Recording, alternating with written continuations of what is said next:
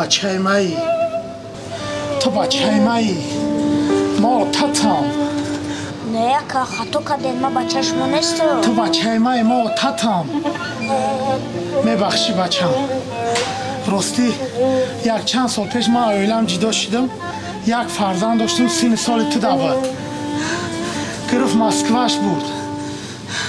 ندیدمش ترنگ همویه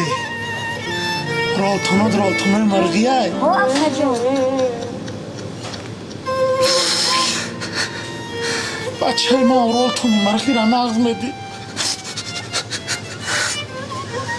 ممکنه تمره یک بار اوتا بگوی نه اکا ما چشم رو اوتا میدیم برای آرام شدن دلم خیمه برای همین آرام شدن دل شما باشه ما شما رو اوتا میگم بچم اوتا بچم اوتا بچم اوتا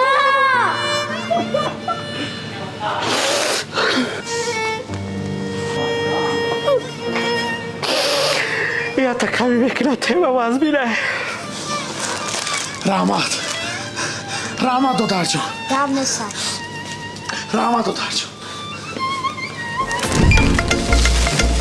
اکا ما چند سو شید؟ ای خیلی دادر جان 16 سامانی شید ای اوتت باشه 3,500 سامان و 50 دیرم چی خلیاتا؟ چی خلی اوتت هاز دا مگزین با تمام قوتت اوتا گفته داد زای سبدیکو او اوتای ما نبود ای دادر جان ایزون همه کشی برای سوم شده ای بحری اوتت گذشته سی اکا او اوتای ما نبود چند سو شده که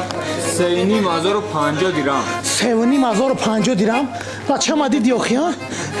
خود میتا چکشه او خرید نمیتا سوشه خب او اوتای ما نبود اکا اوتای ما نبود خیلی کی بود؟ همی سیرلا نفهمیدم